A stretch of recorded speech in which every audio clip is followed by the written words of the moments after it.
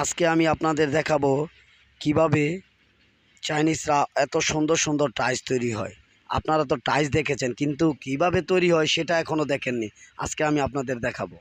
এই যে দেখেন, এটা হলো টাইলস বানানোর মেশিন, যাকে বলা হয় প্রেস। এই পিছন দিয়ে যে পাইপটা দেখতে পাচ্ছেন, এই পাইপ দিয়ে মাটি ঢেলে দেওয়া হচ্ছে, মানে পাউডার, মিশ্রণ পাউডার ঢেলে দেওয়া হচ্ছে।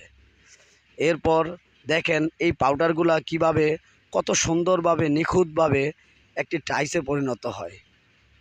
আপনারা দেখতে পারবেন কি সুন্দর, কত নিখুঁতভাবে টাইলসটি তৈরি হয়। দেখুন এই মেশিনের মাধ্যমে কত সুন্দরভাবে টাইলস তৈরি হচ্ছে।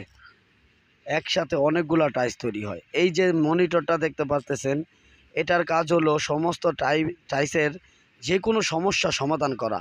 এখান থেকে মনিটরিং করা হয় টাইলসটি কীরকম আছে, চিকন বা মোটা হয়ে গেল কি না, এটাই নিয়ন্ত্রণ করা হয়। এই যে দেখেন, এখন দেখতে পাচ্ছেন টাইলসগুলো তৈরি হচ্ছে। দেখেন কত সুন্দরভাবে টাইলস তৈরি হচ্ছে।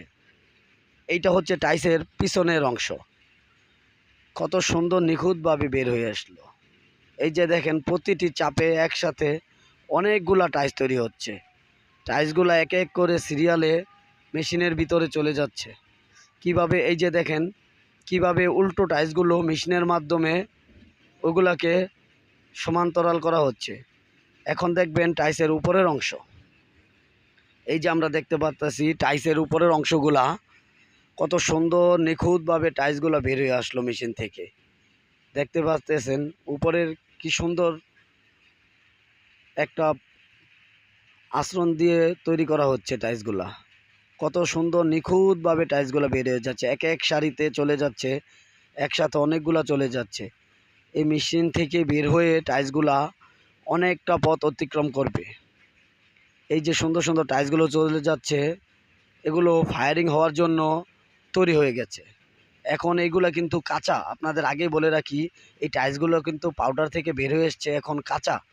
এগুলাকে মেশিনের মাধ্যমে টেম্পারেজিং করে এগুলাকে পোড়ানো হবে। ফার্স্ট পোড়ানো হবে, পোড়ানোর পরে এটাকে পেন্টিং করা হবে, এবং পেন্টিংয়ের পরে দ্বিতীয়বার আবার এটাকে পোড়ানো হবে। প্রথমত ফায়ারিংয়ের জন্য টাইলসগুলা এক এক সারি হয়ে চলে যাচ্ছে মেশিনের ভিতরে। এটা হলো ডায়ার মেশিন। এই ডায়ার মেশিনের মাধ্যম দিয়েই টাইলসগুলো পোড়ানো হবে।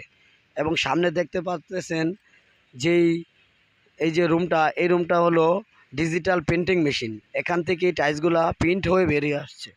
এই যে দেখেন কত সুন্দরভাবে টাইলসগুলো প্রিন্টিং হয়েছে, এবং প্রিন্ট হওয়ার মাধ্যমেই এখান থেকে দলবদ্ধ হয়ে ওই মেশিনের ভিতরে চলে যাবে সেকেন্ড ফায়ারিংয়ের জন্য।